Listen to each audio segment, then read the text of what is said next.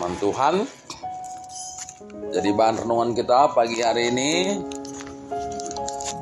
8 November 2022 diambil dari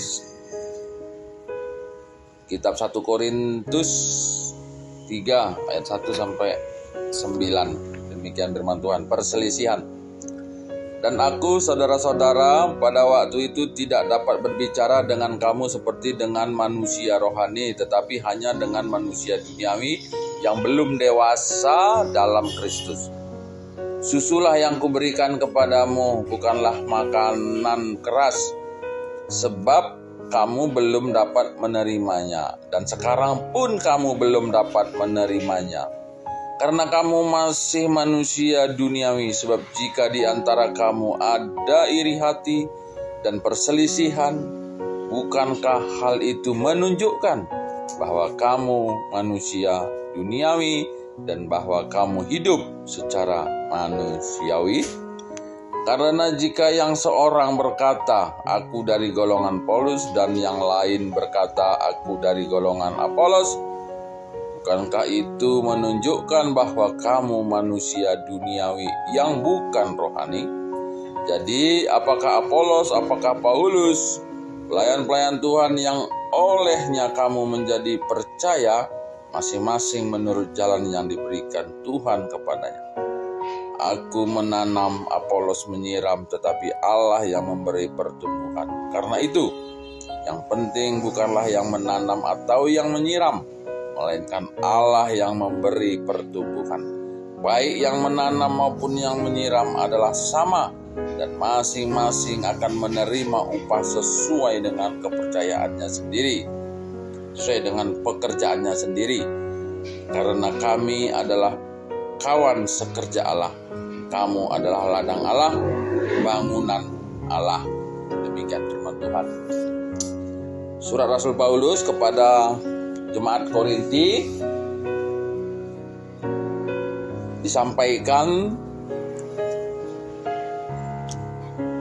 untuk penggembalaan, dan bagian perikop ini menyoroti adanya perselisihan di tengah-tengah jemaat. Jadi latar belakang dari jemaat ini bahwa Korinti adalah termasuk kota yang modern zamannya, daerah perdagangan dengan berbagai etnis, suku. Dan pada zaman itu peribadatan sebetulnya luar biasa ya. Persembahan juga cukup besar. Artinya dalam ibadah orang Korinti cukup luar biasa. Tapi yang disoroti ternyata di jemaat itu justru terjadi perselisihan antara satu dengan yang lain. Nah, dalam hal ini Rasul Paulus mengingatkan. Pertama, Rasul Paulus bilang bahwa mestinya di dalam pertumbuhan gereja itu mestinya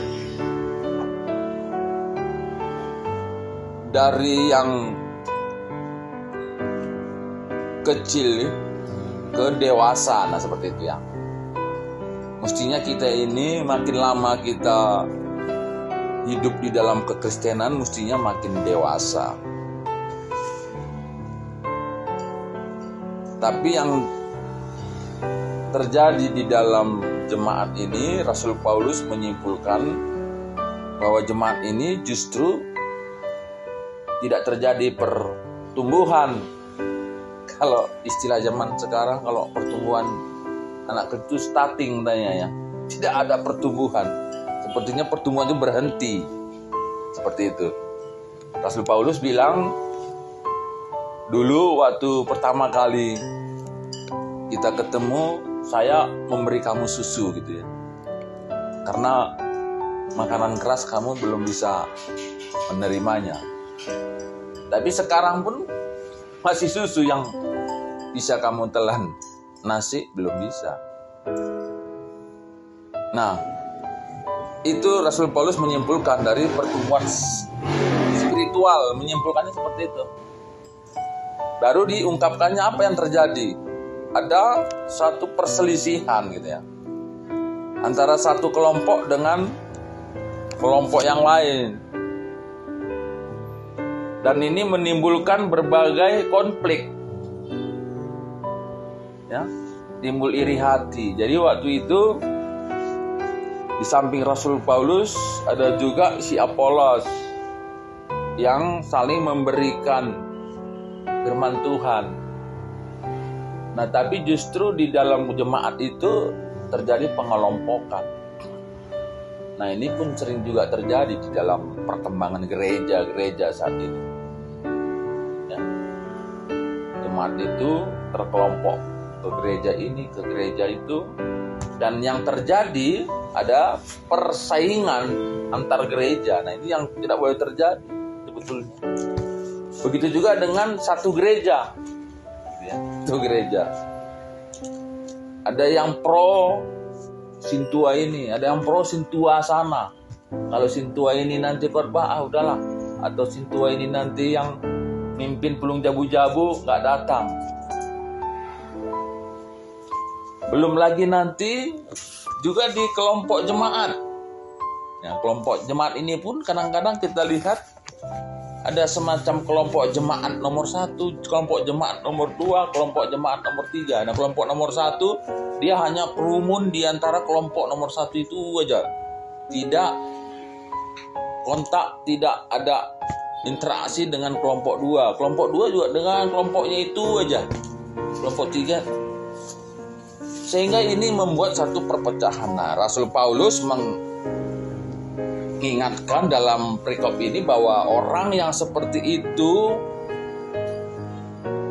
belum menjadi manusia rohani, tapi masih kategori manusia duniawi.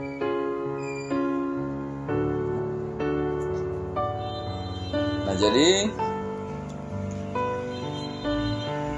Rasul Paulus menyampaikan supaya jemaat itu lebih dewasa di dalam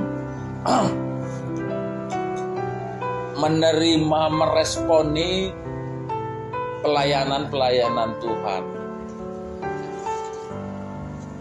Siapapun yang menyampaikan firman Tuhan itu adalah kebenaran dan bukan dijadikan sesuatu konflik. Maka Rasul Paulus menyampaikan bahwa aku ini menanam, Apolos menyiram, dan itu bukan penting, itu tidak terlalu penting. Tapi yang penting adalah siapa yang membuat tanaman itu tumbuh, itulah Tuhan.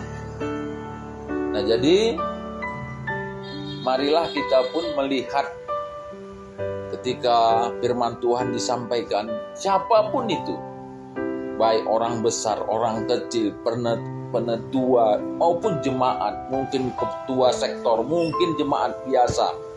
Ketika firman itu disampaikan, marilah kita melihat bahwa siapapun itu, Tuhanlah yang bekerja.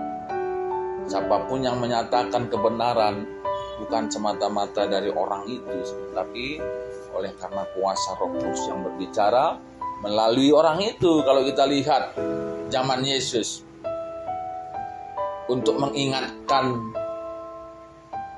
Petrus, kamu tidak akan bertobat sebelum kamu akan menolak aku 3 kali sebelum ayam berkokok. Nah, ayam saja bisa dipakai Tuhan untuk mengingatkan Petrus. Nah, apalagi manusia atau jemaat. Nah, jadi marilah kita lebih dewasa di dalam merespon setiap firman Tuhan yang disampaikan, baik di gereja, di Pulung Jabu-Jabu, mungkin di kelompok kecil, kelompok sel, atau dimanapun. Ketika firman itu disampaikan, kebenaran itu disampaikan, bukan siapa yang menyampaikan, tapi isi firman itu adalah kebenaran, wajib kita terima dan bersyukur. Biarlah setiap firman yang kita dengar dari siapapun itu membangun iman kita lebih dewasa. Tidak lagi sekedar susu, tapi nasi keras. Itu tandanya kita dewasa. Nah, sekali lagi Rasul Paulus mengingatkan, iri hati dan perselisihan yang terjadi di tengah-tengah jemaat menunjukkan bahwa itu pola kehidupan duniawi dan bukan rohani. Amin.